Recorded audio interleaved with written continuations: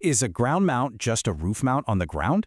It's a super common question, but honestly, answering yes to that is literally one of the most dangerous and frankly expensive myths out there in the solar industry. So many people just assume, grab the exact same panels, the same racks, drop them in the dirt, and call it a day. But if you do that, you're setting yourself up for some truly catastrophic structural failures, not to mention massively compromised energy production. Welcome to this explainer. Today, we're completely tearing down that myth.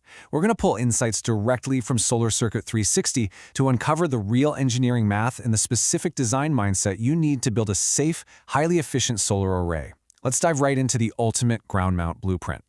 Here's how we're breaking this down today. First, the ground mount myth. Second, sizing your solar target. Third, beating the winter shadow. Fourth, wind loads and structural safety. Fifth, the voltage drop problem. And finally, planning for future expansion. All right, kicking things off with Section 1, the ground mount myth, more than just racks and dirt. You've probably seen typical assembly tutorials, right? They usually just focus on pouring some concrete footings, bolting together a few racks, and maybe setting a basic tilt. But true engineering, it goes so much deeper than that. If you want your system to actually survive long-term environmental loads, you absolutely have to account for things like wind uplift, row shading, soil holding strength, and voltage drop. The mindset here is that we're building a resilient power plant, not just parking some panels in the dirt. Moving right along to Section 2, sizing your solar target, mapping the footprint. 45.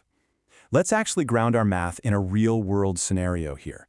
Let's say you've got an off-grid property, and it requires 45 kilowatt-hours of energy every single day. So how exactly do we translate that daily energy target into a physical footprint out there on your land? Well, it turns out the core formulas the pros use are actually pretty straightforward. First up, we take that 45 kilowatt-hour target and divide it by the peak sun hours your site gets. Let's assume 5 hours for this example. That means you're going to need a 9 kilowatt array just to hit your ideal production, and that's before factoring in any system losses.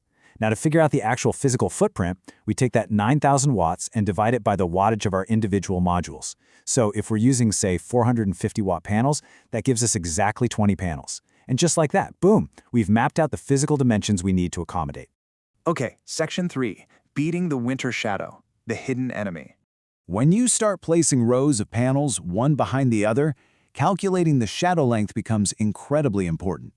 You do this by dividing the height of the object's rear edge by the tangent of the winter solar elevation angle. What this tells us is actually kind of crazy. As that winter sun drops lower in the sky, those shadow lengths increase dramatically.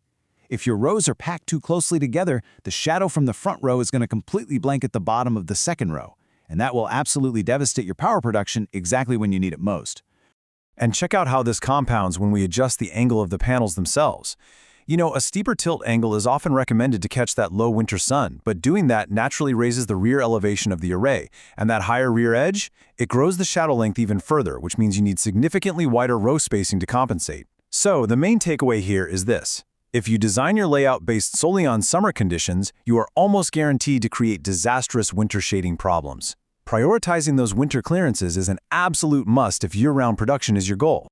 Oh, and while we're on the topic of spacing, please don't forget about the humans. Wider spacing isn't just about dodging shadows, it's also about serviceability. Technicians actually need room to walk safely between those rows without turning your wiring into some kind of obstacle course. If you pack the panels in too tight, you're just creating an unsafe, miserable environment for inspecting, cleaning, or repairing the equipment down the line. Which brings us to Section 4, wind loads and structural safety, invisible forces. There is this really striking quote directly from the source material. It says, solar panels behave similarly to sails. I want you to really think about that for a second. You're essentially building this massive, tilted, flat surface right out in an open field. When the wind speeds pick up, the wind doesn't just push against those panels, it generates massive uplift forces. It's literally the exact same aerodynamic principle that makes an airplane fly. Except obviously you desperately want your solar array to stay planted firmly on the ground. If you underestimate these invisible forces, the structural risks are honestly severe. Improper anchoring can lead to extreme uplift, torsional twisting where the metal racks literally physically deform, shifting frameworks, and in the absolute worst-case scenarios, your concrete footings could get yanked entirely out of the loose soil. And remember, different soils offer dramatically different holding strengths. That's exactly why your local terrain, the elevation, and the specific weather patterns mean you absolutely have to consult local structural engineering codes.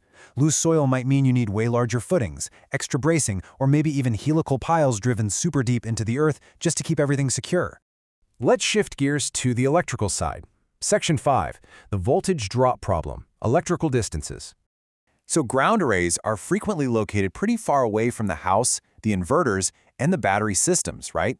Well, that longer physical distance creates higher electrical resistance, which results in a much greater voltage drop. In plain English, that means you are literally bleeding out the precious energy your panels just worked so hard to produce, just wasting it as heat right into the dirt. To compensate for those super long cable runs, you've got to use larger wire. Increasing the cross-section of your conductors naturally lowers the resistance and maintains your system's efficiency. Sure, thicker copper is definitely more expensive up front, no doubt about it, but it easily pays for itself by guaranteeing maximum power delivery for decades to come. And hey, while we're out there running wire, we absolutely have to talk about grounding. Over these long distances, proper bonding of all your metallic structures is completely vital. Guys, this isn't just bureaucratic paperwork to pass a city inspection. Proper grounding actively mitigates severe fire risks from things like damaged underground cables or loose terminations. Plus, it fundamentally reduces shock hazards in dangerous fault currents. It is quite literally what keeps you, your property, and your grid completely safe. Finally, we reach Section 6, planning for future expansion, the final blueprint. Before you drive a single post into the ground, you need a rock-solid site plan. Step 1 is mapping out everything: your property boundaries, shading from surrounding trees, and any existing underground utility lines. Step 2 is identifying your drainage paths, because trust me, you really don't want your expensive inverters sitting in a puddle after a heavy rainstorm. And Step 3, this one is absolutely crucial. You need to designate specific areas for future expansion.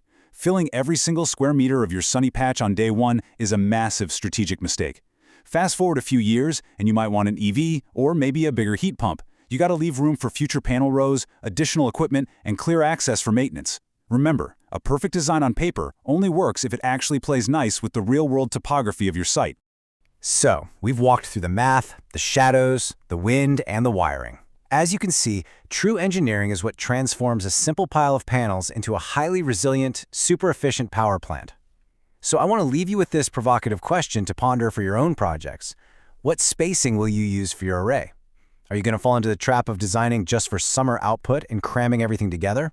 Or are you going to engineer for the long game, for winter shading, maintenance safety, and future expansion?